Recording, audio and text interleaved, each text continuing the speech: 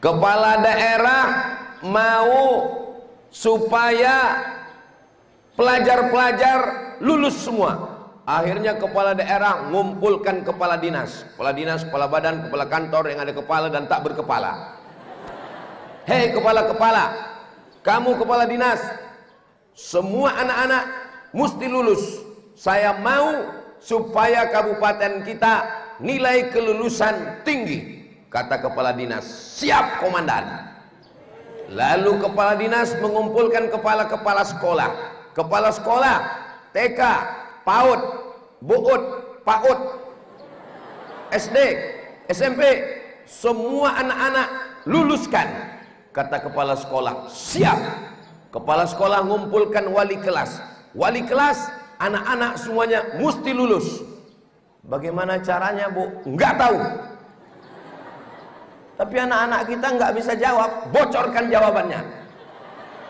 Yang penting jangan ada sekolah kita nggak lulus. Akhirnya keluar berita, berprestasi, lulus terbanyak kabupaten jauh tidak di Kalimantan, di mana itu? Di Sumatera, dekat dari kampung saya. Pembohongan. Orang yang kaya duitnya banyak, malah sekarang nggak makan. Saya sudah berapa kali makan sama satu meja sama orang kaya, nggak makan. Bapak nggak makan daging, kolesterol. Bapak nggak minum teh manis, diabetes. Bapak nggak makan cumi, darah tinggi. Pak, yang menyebabkan darah tinggi itu bukan kambing, terus makanan datang terlambat. Itu yang buat darah tinggi. Coba kasih air putih, lambat datangnya, agak 2 jam, naik darah tingginya. Jangan mau dibohongi, jangan makan kambing, karena kambing mengandung kolesterol. Pembohongan, nggak ada kambing yang mengandung kolesterol. Kambing mengandung anak kambing. Ada pegawai di kantor bupati. Kenapa Ustadz sebut kantor bupati? Karena hadir Pak Wakil Bupati. Lalu beberapa orang punya perusahaan untuk ngaspal jalan. Si A mau ngaspal jalan, si B juga perusahaannya aspal jalan. Mereka mau merebut siapa kira-kira yang dapat proyek pengaspalan jalan ini. Lalu kemudian malam-malam salah satu dari direktur perusahaan aspal ini, namanya PT Asfalis Safilin, yang ngurus paling bawah aspal, datang ke rumah kepala daerah bupati. Pak Bupati, tolong sebelum saya lanjutkan, arjukum ayyuhal jasus la taktubu tashilan li wa tafhiman lakum sa'antik bil lughatil an Indonesia. Untung saya masih ingat. Kalau nggak ingat, jasus sudah mulai nulis. Lalu kemudian kata dia, Pak Bupati, kasih proyek pengaspalan jalan ini ke perusahaan kami akan beri fee, kami akan beri baksis, kami akan beri duit. Yang penting perusahaan kami yang ngambil ini. Apa kata bupatinya? Tidak akan saya berikan ke perusahaan manapun. Semuanya mesti ditender, mesti ada fit and proper test. Katakan tidak pada uang haram. Setelah diperiksa, periksa, ini kejadiannya tahun 2035, 11 tahun lagi. Orang pun heran, keluar di berita, bupati tidak bisa disogok, bupati tidak mempan dikasih duit. Rupanya alumni Darul Istiqomah.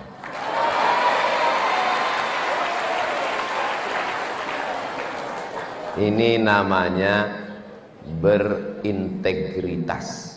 Itulah dia makna judul berintegritas. Kenapa dia menjadi kepala daerah yang berintegritas? Karena dia diajarkan panca jiwa pondok. Yang pertama adalah keikhlasan. Ustadz tahu dari mana? Ada tulisannya. Di pondok dia tidak diajarkan basa-basi. Kepala daerah mau supaya pelajar-pelajar lulus semua. Akhirnya kepala daerah ngumpulkan kepala dinas, kepala badan, kepala kantor yang ada kepala dan tak berkepala. Hei kepala-kepala, kamu kepala dinas, semua anak-anak mesti lulus. Saya mau supaya kabupaten kita nilai kelulusan tinggi. Kata kepala dinas, siap komandan. Lalu kepala dinas mengumpulkan kepala-kepala sekolah. Kepala sekolah TK, PAUD, BUUD, PAUD, SD, SMP, semua anak-anak luluskan. Kata kepala sekolah, siap. Kepala sekolah mengumpulkan wali kelas. Wali kelas, anak-anak semuanya mesti lulus. Bagaimana caranya, Bu? Enggak tahu. Tapi anak-anak kita nggak bisa jawab, bocorkan jawabannya. Yang penting jangan ada sekolah kita nggak lulus. Akhirnya keluar berita, berprestasi, lulus terbanyak kabupaten anu, jauh tidak di Kalimantan, di mana di Sumatera dekat dari kampung saya. Pembohongan. Di pondok tidak ada begitu. Kita lulus sesuai dengan kemampuan. Kamu hafal, kamu lulus. Enggak hafal, enggak lulus. Berdiri di depan tanpa melihat buku, ulang hafalan. Karena Muhammadun na'iman fi firashihi wa sa'ati asrun wa layli kullihi dhalamun wa bardun laisa fiha illa sautul harik fi syari'. Masih pakai mutola'ah? Saya tahu, cuman mancing aja. Saya tadi waktu dipuji Kiai, Allahu Akbar, Abdul Somad, tokoh negara, menghormati, polisi mengawal, ana atiru fil hawa. Abdul Somad belajar ke luar negeri. Saya selalu menonton video Abdul Somad di YouTube. Langsung saya pegang hidung saya, mengembang. Tadi waktu makan ana as'al Kiai, Kiai takharrajtum min Gontor sanah kam? Sanah sab'ah wa sab'in. Tahun 77. Saya lahir 77. Saya lahir 77, Kiai sudah tamat pondok. Sekarang saya sudah tua, sama Kiai. Kita doakan Kiai panjang umur. Terus Kiai waktu tamat 1977 dari Gontor, ngabdinya di mana Kiai? Enggak ngabdi, langsung pulang kampung. Terus kata Kiai Gontor, tidak saya akui sebagai murid. Kalau mau diakui syaratnya satu. Apa? Bangun pondok pesantren. Mudah-mudahan Kiai tidak menerapkan syarat ini ke antum.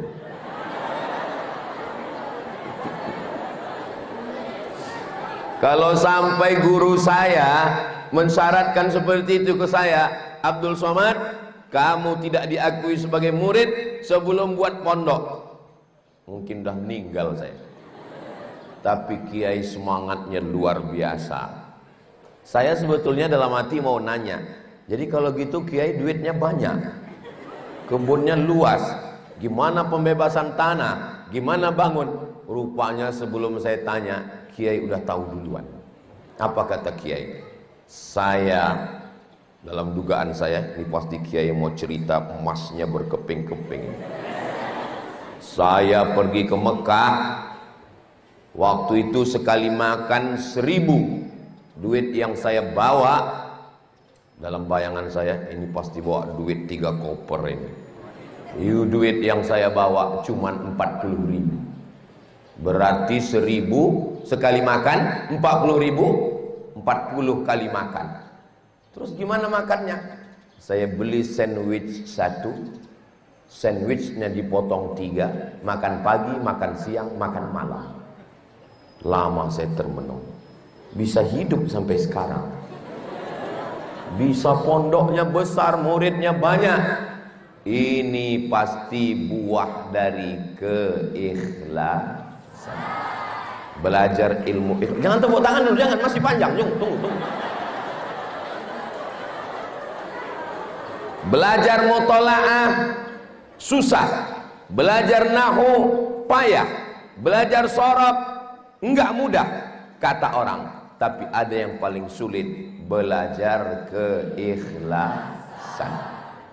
Air kalau bercampur dengan teh namanya air teh. Kalau air bercampur dengan kopi namanya qahwah.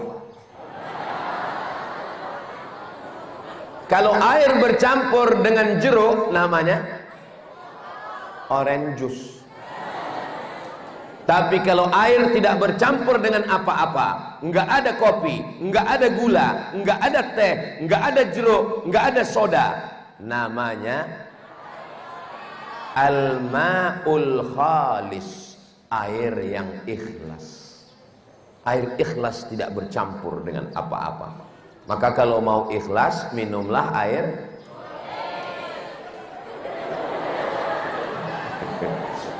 Tengok, semua ustadz kiai kita minum air ikhlas, tidak bercampur dengan apa-apa. Maka datanglah seorang santri, aku datang kepadamu karena hatiku belum bercampur dengan apapun. So sweet. Yang paling susah dalam hidup ini adalah ikhlas. Doakan supaya Ustaz Abdul Somad hatinya ikhlas.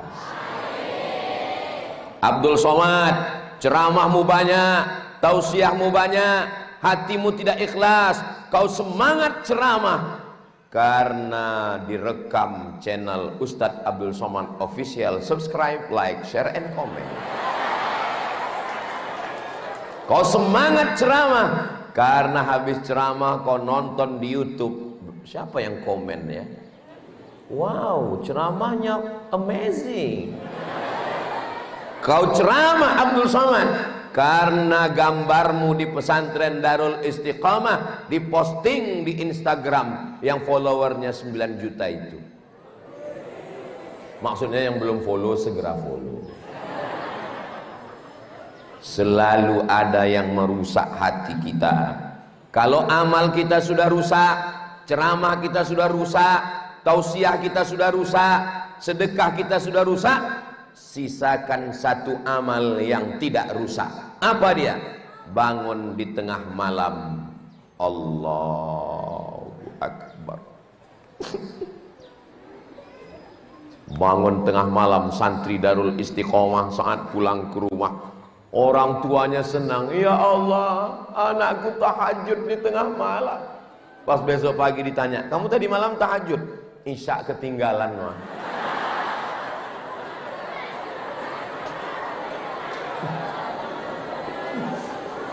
Jangan sampai semua file dirusak oleh virus.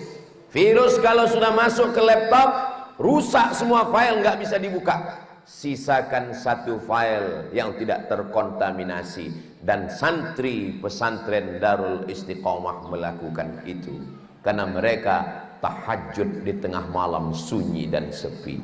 Doakan supaya Ustaz Somad juga bisa bangun malam tahajud. Bismillahirrahmanirrahim. Alhamdulillahi Rabbil Alamin. Ar-Rahmanir-Rahim. Terbangun orang tua. Pak, baru jam 2 masjid kok udah menghidupkan suara ngaji. Itu anak kita, my darling. Ternyata suara anak dari pinggir kamar. Ayo kita intip anak kita tahajud. Apa kata ibunya? Masya Allah anak kita anak soleh. Siapa dulu mamanya? Mereka pun mengintip anaknya yang tahajud. Pas dibuka pintu kamar, rupanya TV belum mati. Itu anaknya bukan di Darul Istiqomah.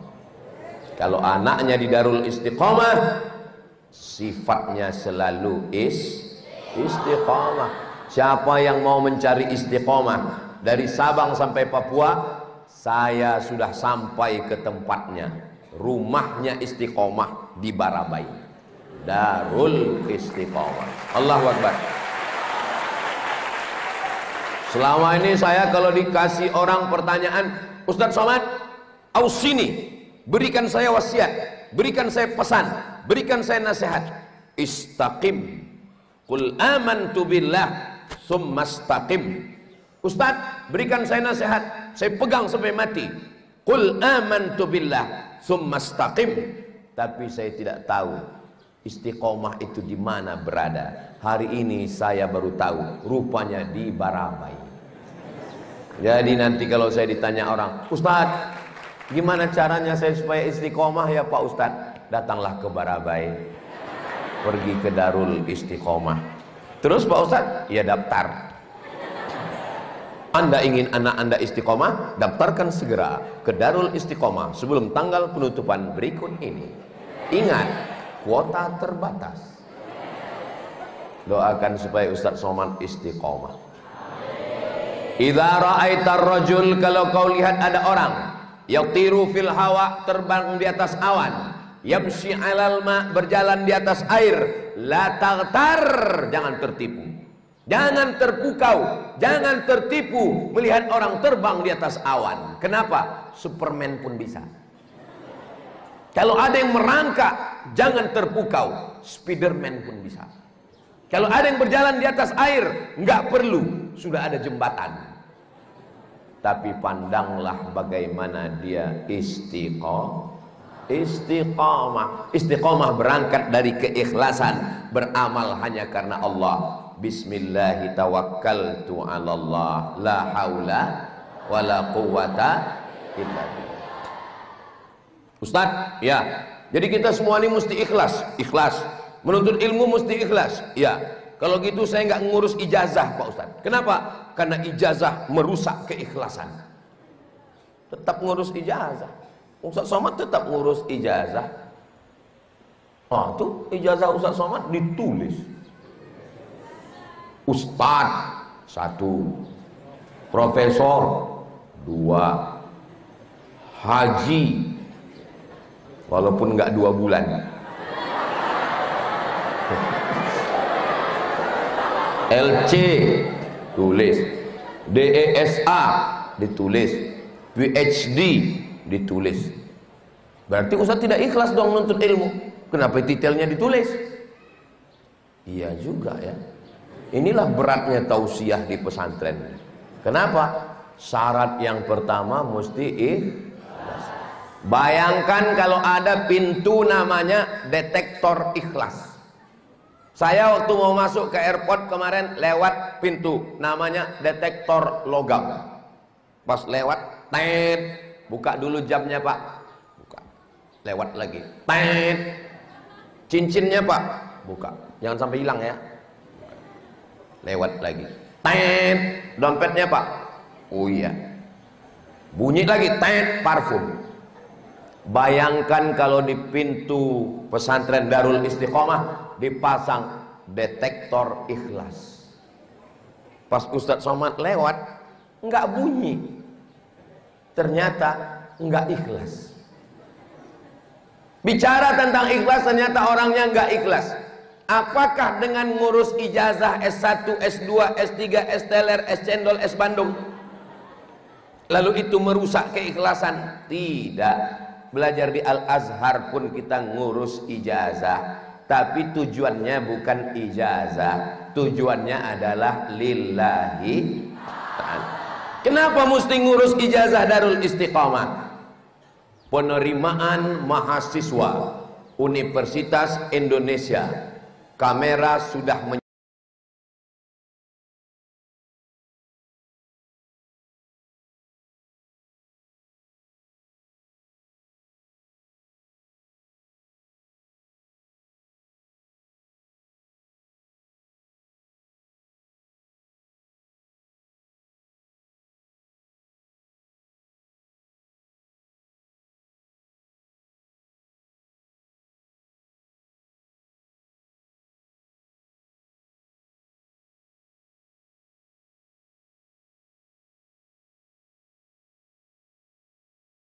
bi ahlil badri ya Allah.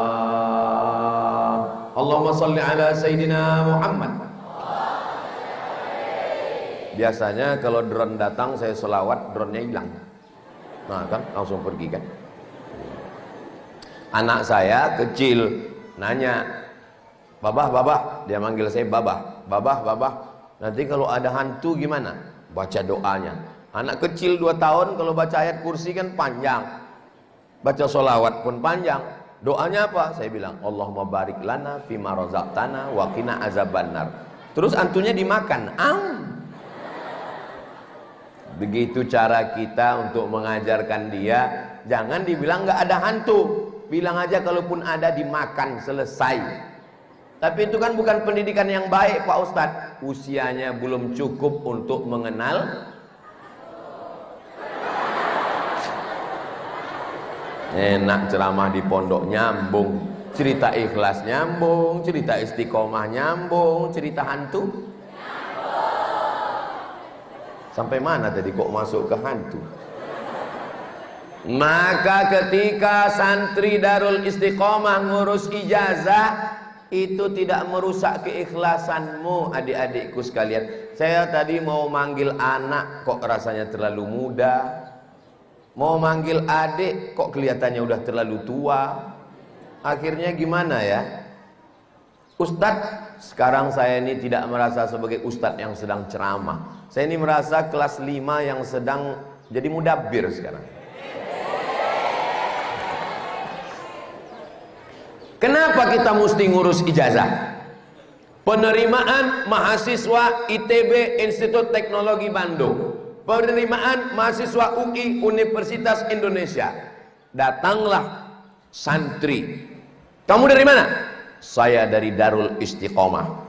Di mana? Barabai, Kalimantan Selatan. Mana ijazahnya? Ijazah merusak keikhlasan. Terus ilmu kamu di mana? Ilmu saya ada di kepala dan di hati saya. Nggak bisa. Karena yang ada di kepala dan di hati kita itu hanya bisa ditunjukkan lewat tulisan. Itulah guna ijazah. Tapi ijazah bukan tujuan. Begitu juga dengan orang menikah. Menikah itu juga dasarnya keikhlasan. Lalu ada seorang laki-laki, kamu menikah dengan perempuan itu? Saya nggak mau melihat wajahnya, karena wajahnya merusak keikhlasan saya. Kalau nikah dasarnya ikhlas, nggak ngelihat wajah, nikahlah dengan nenek-nenek, pasti lebih ikhlas. Makanya kata Nabi, pandang lihat 2. Yang pertama wajahnya, yang kedua telapak tangannya. Kenapa ngelihat telapak tangan? Karena kalau telapak tangannya kasar, berarti dia budak hamba sahaya. Kamu siap nggak punya istri budak hamba sahaya? Kalau ngelihat wajahnya, maka ada ketertarikan. Apakah dengan melihat wajah merusak keikhlasan? Tidak, karena Nabi tidak melarang. Begitu juga dengan ijazah. Jadi nanti adik-adik ngurus ijazah atau enggak? Kelihatannya enggak mau ngurus ijazah. Uruslah ijazah, hanya sebatas untuk daftar universitas. Tapi jangan puas dengan itu. Kepuasannya adalah membangun peradaban dunia dari pesantren Darul Istiqomah. Amin. Baik, dalam sebuah ceramah yang penuh semangat dan penuh dengan canda tawa, satu sahabat menyampaikan tausiah tentang pentingnya memilih dan menjadi pemimpin daerah yang amanah dengan gaya khasnya yang lugas. Dan membuka ceramah dengan mengajak jamaah merenungi betapa besarnya tanggung jawab seorang pemimpin, tidak hanya di dunia tapi juga di akhirat tentunya. Beliau menjelaskan bahwa seorang pemimpin daerah atau gubernur, bupati, dan kepala desa dan lainnya bukan hanya tuntut cerdas dalam tegas, tapi juga perlu harus mulia dalam akhlak kalimah. Dengan mengutip ayat-ayat Al-Quran, hadis Nabi Muhammad SAW, Ustaz Samad menekankan bahwa kepemimpinan adalah amanah yang kelak akan dimintai pertanggungjawaban. Kalau cuma pandai ngomong tapi tak sholat, apa jadinya daerah kita? Ceramah tersebut juga diwarnai dengan kisah-kisah inspiratif dari sejarah Islam yang tentang kepemimpinan yang adil dan bijaksana, seperti kepemimpinan sahabat Sayyidina Abu Bakar As-Siddiq, sahabat Sayyidina Umar bin Khattab, Salah satu juga Sultan Salahuddin Al-Ayyubi. Kisah-kisah itu disampaikan dengan gaya storytelling yang membuat jamaah antusias dan terpukau sambil tetap tersenyum karena kehidupan humor khas Ustadz Abdul Somad yang selalu menyegarkan suasana. Ustadz Somad juga tak lupa menyentil fenomena politik lokal dengan bahasa sentilan yang halus tapi juga tajam. Kadang ada yang datang ke rumah warga pas musim kampanye saja. Begitu jadi pin warga tak kelihatan lagi batang hidungnya. Dengan suasana yang membara, beliau juga mengajak masyarakat untuk cerdas dalam memilih pemimpin. Jangan karena diberi kain sarung langsung dipilih.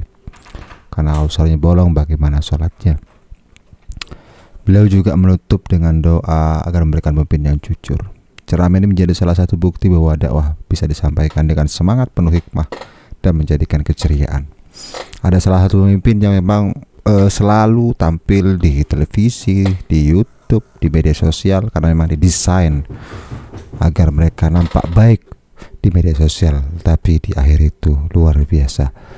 Pemimpin yang tidak adil sudah mulai banyak, mudah-mudahan mereka tidak terpilih lagi. Mudah-mudahan kita dapat pemimpin yang luar biasa adil di negeri tercinta kita, Republik Indonesia. Kurang lebih mohon maaf bila itu. Assalamualaikum warahmatullahi wabarakatuh.